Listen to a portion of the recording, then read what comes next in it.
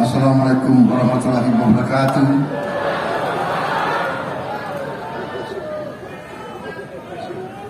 Selamat sore, salam sejahtera bagi kita sekalian. Shalom, Om Swastiastu, Namo Buddhaya, salam kebajikan.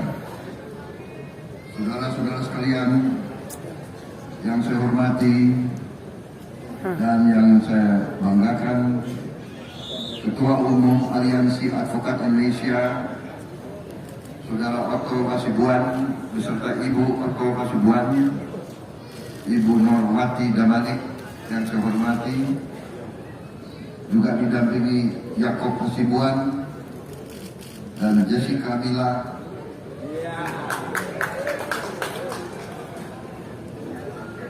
yang saya hormati Dr. Duyanto Prihartono, Vice President Indonesian Advocates Association, Ketua Tim Kampanye Nasional Prabowo Gibran, Saudara Rosan Roslani, nama lengkapnya Rosan Perkasa Roslani, RTR, Letnan Jenderal TNI Purnawirawan Bibit Waluyo, mantan Gubernur Jawa Tengah, mantan Panglima Kostrat, mantan Panglima Kodam Jaya, banyak mantannya beliau. Senior saya di Bu, duduk Bu. Akademi dan di Timur Timur, waktu Komandan Batalion terkenal jago perang. Kemudian yang saya hormati dan yang saya banggakan, Bapak Oce Kaligis, luar biasa, advokat yang terkenal, pembela hak-hak rakyat. Kemudian Mbak Grace Natali, Wakil Ketua TKN. Terima kasih. Ibu Biwo Wiyogo, Ibu Sofia Tun Gundono, Mertua Mas Kaisang, seluruh perwakilan Koordinator Wilayah Aliansi Advokat Indonesia, ibu-ibu dan tamu undangan yang saya hadiri, yang hadir, yang saya hormati. Yang saya banggakan, seluruh pengacara dari semua kalangan, dari yang paling senior sampai yang paling junior. Tentunya kita selalu bersyukur kehadirat Tuhan Maha Besar bagi umat Islam. Allah Subhanahu wa Ta'ala, kita masih diberi kesehatan, diberi nafas, dapat kumpul di tempat yang baik ini dalam acara yang luar biasa ini. Saudara-saudara, saya ucapkan terima kasih atas undangan dari Pak Otto Hasibuan ini.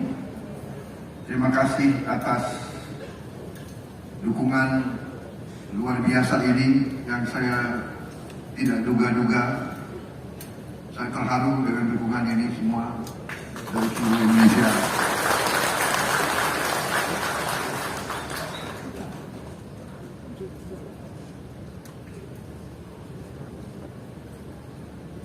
Juga saya kaget, saya terharu tadi bisa lihat Wilfrida lagi.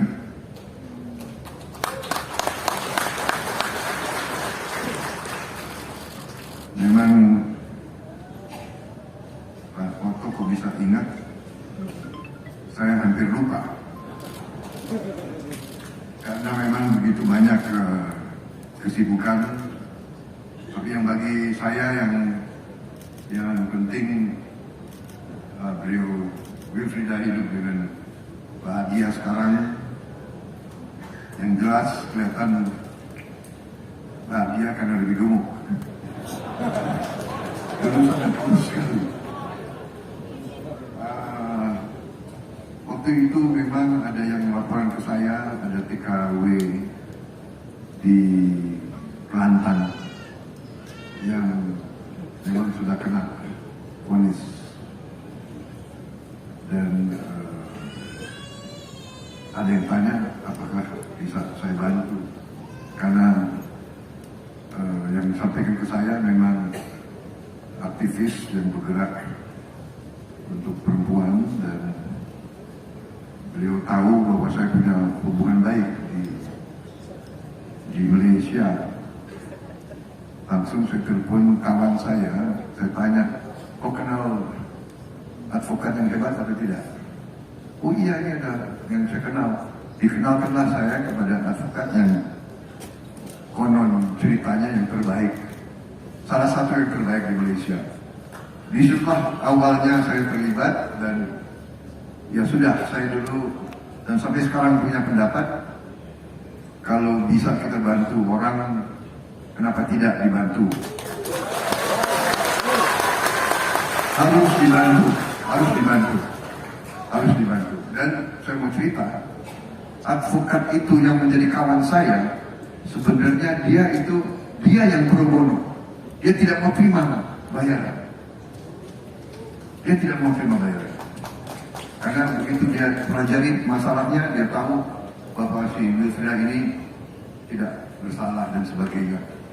Walaupun begitu, saya nggak enak dengan harga diri sebagai bangsa Indonesia, ya.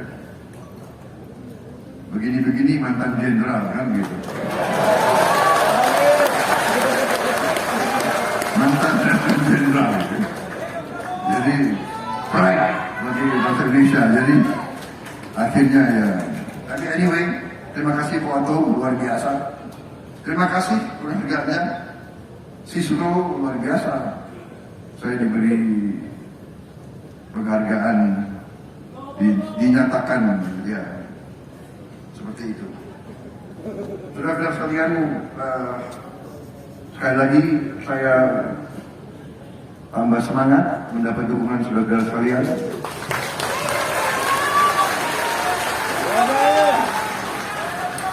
Konon ceritanya ada 4.000 advokat kumpul di sini, luar biasa. Yang saya tahu ini advokat ini kan orang pintar semua. Kalau 4.000 orang pintar bagaimana jadinya itu? Katanya, ini katanya Pak Oto, benar atau tidak? Saya nggak tahu Pak Oce. Kalau 5 pengacara kumpul, pendapatnya ada 7.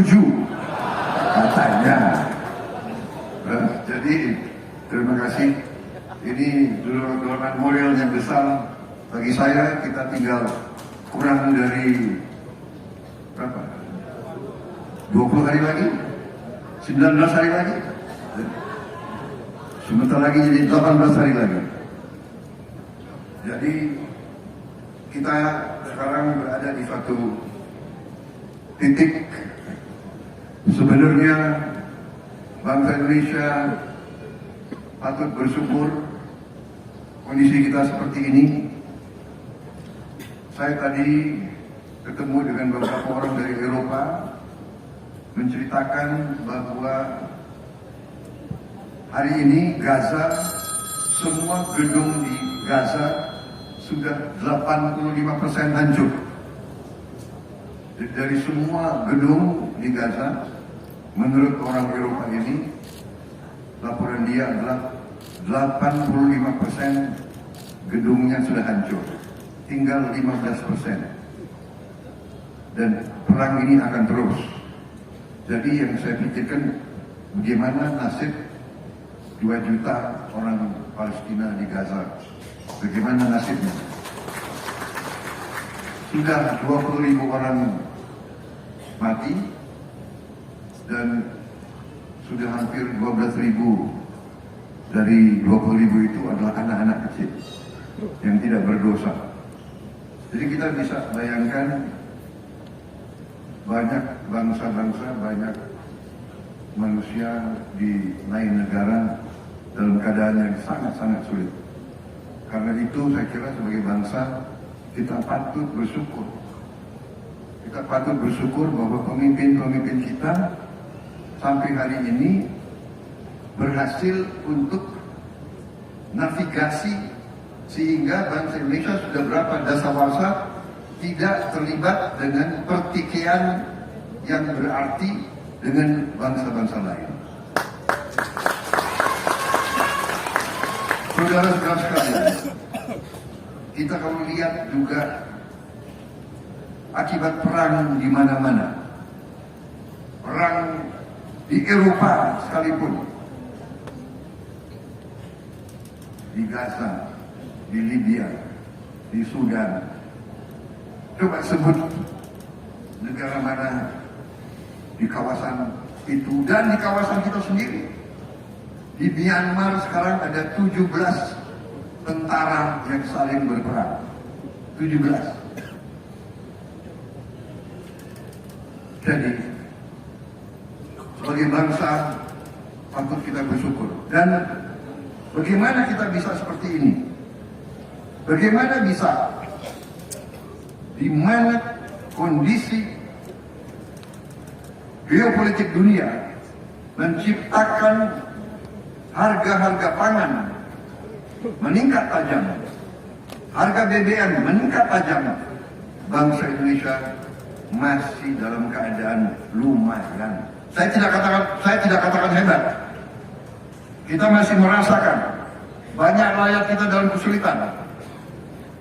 Tapi hendaknya kita berpikir dengan jernih, dengan akal sehat, dengan hati yang bersih.